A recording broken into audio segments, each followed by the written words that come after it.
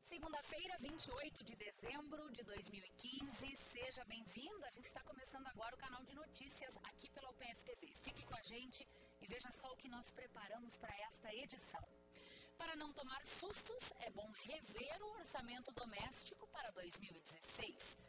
Mesmo com a estimativa de aumento em 15% no material escolar, o segmento de Passo Fundo não deve repassar o valor para os consumidores. A Assembleia Legislativa faz convocação extraordinária para debater e votar 30 projetos para o Estado. Esse é o assunto da coluna Fatos Políticos, apresentada toda segunda pela jornalista Zumara Colucci. No estúdio, nós vamos receber o prefeito de Passo Fundo, Luciano Azevedo, que vai fazer uma avaliação de 2015 e falar também sobre os principais desafios do município para o ano que vem. E ainda, Parque da Gari é um pedaço da história de Passo Fundo que foi fundamental para o desenvolvimento da economia do município. Então, continue conosco porque você já viu, né? Aqui encontra mais conteúdo.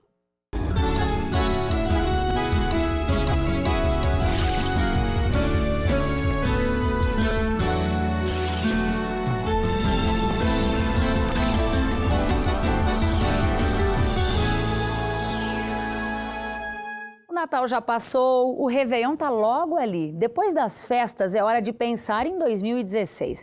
Além de IPTU e IPVA, o material escolar é outra preocupação. Segundo a Associação Brasileira dos Fabricantes e Importadores de Artigos Escolares, esses produtos tiveram alta de 15% em média nos últimos 12 meses. Na contramão desses índices, alguns estabelecimentos de Passo Fundo optaram por antecipar a compra dos produtos para fugir do aumento de preços.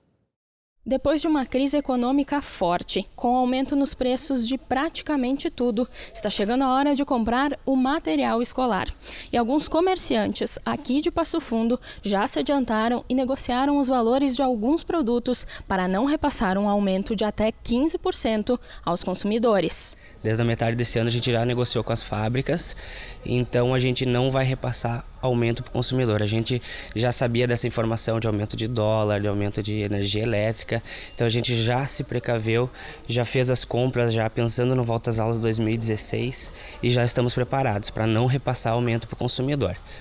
Muitas pessoas vão repassar quem comprou depois dos aumentos, né? Os produtos adquiridos pelos estabelecimentos a partir de agora vão custar no mínimo 15% a mais. E aí não tem jeito, vão ter que repassar o valor aos clientes. Ainda tímidos, eles estão deixando para comprar o material a partir da segunda quinzena de janeiro. Olha, a gente está esperando pelo menos manter as vendas que vinham acontecendo.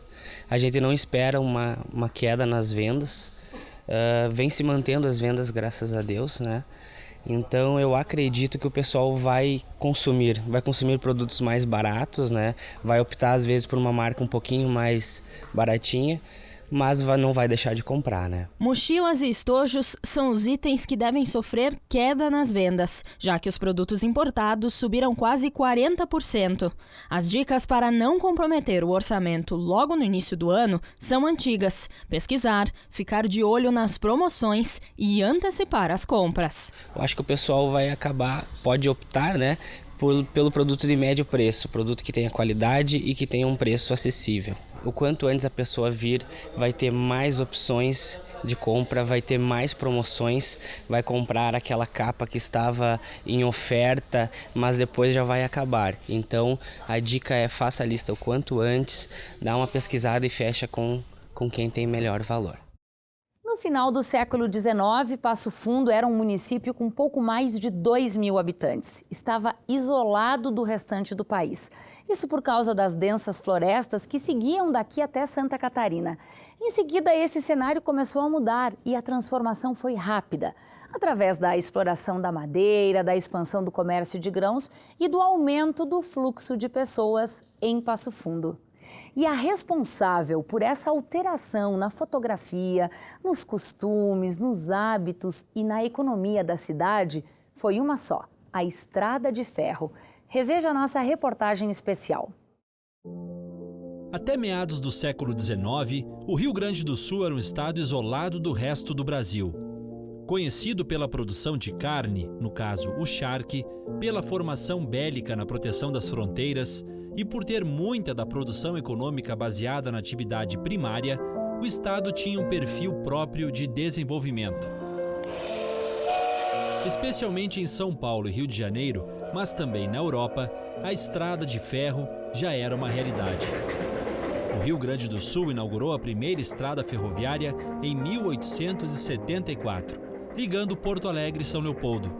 Em 1891, entrou em funcionamento a estrada de ferro que tinha como projeto ligar Santa Maria, na região central do estado, a Itararé, em São Paulo. O trem só chegou em Passo Fundo no ano de 1898. Se levou 7 a 8 anos para fazer uma estrutura de 350 a 355 quilômetros que ligava Santa Maria a Passo Fundo, com alguns períodos, digamos assim, de redução dessa intensidade em razão da Revolução Federalista, 93, 94. Entre 1898 e 1909, havia apenas um horário de trem. Era semanal e ligava Passo Fundo-Santa Maria. Eram alguns vagões de carga e 1 ou 2 para passageiros, divididos em primeira e segunda classe. Em 1910, a estação ferroviária da Gari foi inaugurada. No início, era uma pequena estação de madeira por onde passava o trem. Com o tempo e a crescente procura pela locomotiva, o local que aqui estamos se transformou. E todos os dias, viajantes solitários e famílias inteiras desembarcavam em Passo Fundo. E essa agitação toda mexeu com o comércio e com a rede hoteleira da cidade. Construída por uma empresa belga, a Ferrovia e a Gari desenvolveram Passo Fundo. A cidade ganhou hotéis como o Hotel Avenida, construído junto à Rua General Neto, que ligava a Gari à antiga Rua do Comércio, hoje Avenida Brasil, o Hotel Glória, o Nacional, construídos um de frente para o outro. E nesta foto, podemos ver que o Hotel Internacional era a última parada antes da Gari. O desenvolvimento também trouxe a chegada de moinhos, casas noturnas e casas de comércio. O trem permitiu a mobilidade, o intercâmbio comercial de uma produção agrícola que já era expoente em Passo Fundo, principalmente na área agroindustrial e na cultura do trigo. Então o trem foi fundamental, sem sombra de dúvida, de 1898 a mais ou menos 1975, 1980, o trem teve uma importância fantástica para Passo Fundo e a região. Seu João tem 64 anos, é filho de ferroviário. A mãe ainda mora nesta casa, construída em 27 dias para abrigar a família do pai dele, responsável pela oficina dos trens. As lembranças que a gente tem é o Parque da Gari, as locomotivas, os trens de passageiro, os carros motor, os trens minuanos, os famosos trens ferroviários, o 508, o 507. O pai do seu João se chamava Hélio, foi mestre de obras na ferrovia. Chegou em Passo Fundo em 1967. A moradia foi construída ao lado desta outra, que fica na esquina da Avenida 7 de Setembro. Nesta casa, viveram muitos dos engenheiros ferroviários que eram responsáveis por todas as estações da região: Passo Fundo, Carazinho, Santa Bárbara e Cruz Alta. Temos uma lembrança muito grande dos engenheiros que de Uruguaiana também vieram, os colegas do pai também é Uruguaiana, que trabalharam na via permanente. A via permanente é onde dava suporte para a reforma dos vagões, do patrimônio da rede em si.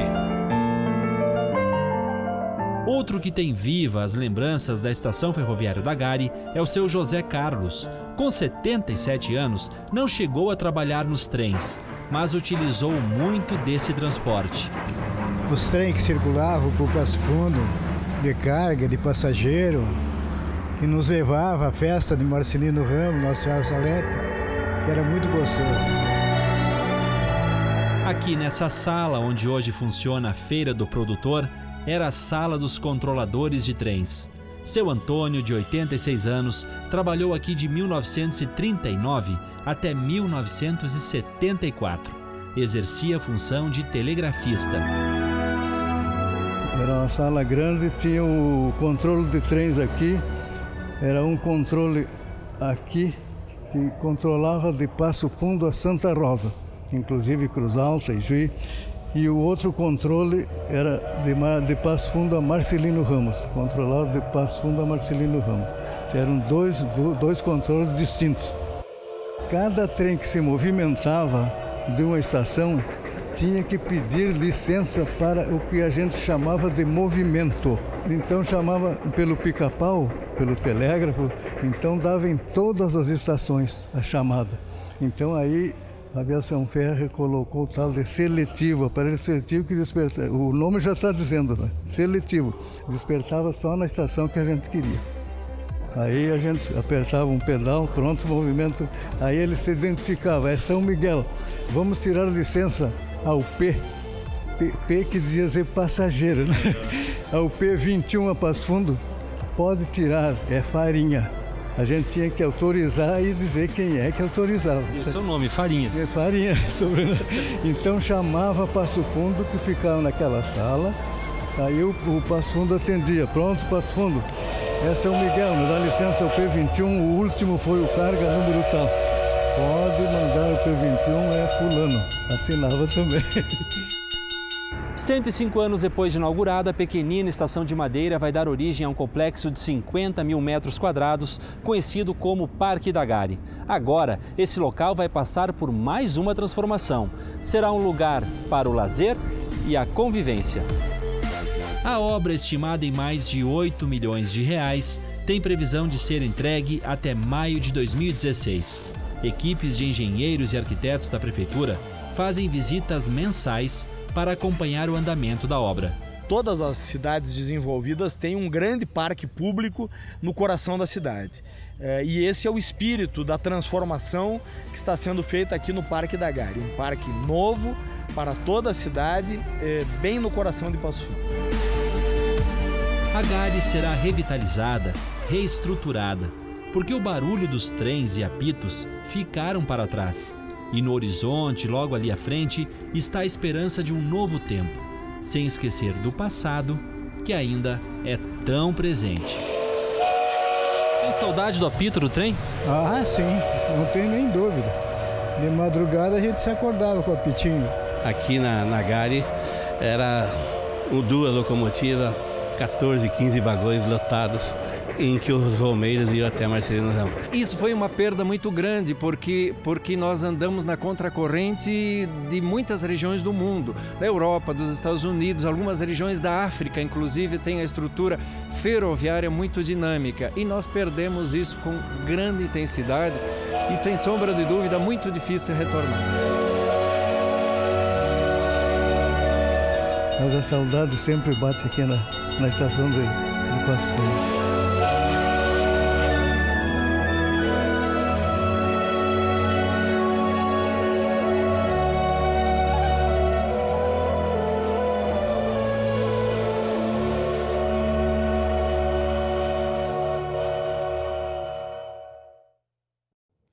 Bom, e se a estrada de ferro ajudou a fazer de Passo Fundo um polo regional nestes mais de 150 anos de emancipação política, administrativa, 2015 não foi nada fácil para as administrações públicas. Bom, segundo a Federação dos Municípios Gaúchos, 118 prefeituras foram obrigadas a recorrer de empréstimos para pagar o 13º salário. Na região de Passo Fundo, várias prefeituras reduziram a previsão orçamentária para 2016, adequando-se à realidade de receita e despesa. No entanto, Passo Fundo ampliou sua projeção orçamentária para quase 600 milhões de reais. E na última quarta-feira, num gesto que contraria a lógica, fez a entrega de viaturas para a Brigada Militar. Nós estamos recebendo aqui no estúdio o prefeito de Passo Fundo, Luciano Azevedo, que vai fazer um balanço desse ano e explicar por que Passo Fundo vive uma situação diferenciada. Prefeito, seja muito bem-vindo ao PFTV, é sempre um prazer me receber aqui. Muito obrigado, prazer é meu. Bom, como é que a gente consegue entender a situação de Passo Fundo que vai na contramão de muitos municípios, como falamos agora há pouco, prefeito? Bem, primeiro porque nós somos uma economia diferenciada. Nós temos já há muitos anos uma matriz de crescimento econômico que permite que a cidade não dependa hoje só deste ou daquele setor. Do ponto de vista da prefeitura, há uma gestão responsável, técnica, que leva em consideração o planejamento, que estuda cada passo, cada investimento, cada obra, para que nós possamos dar o passo conforme a nossa perna alcança.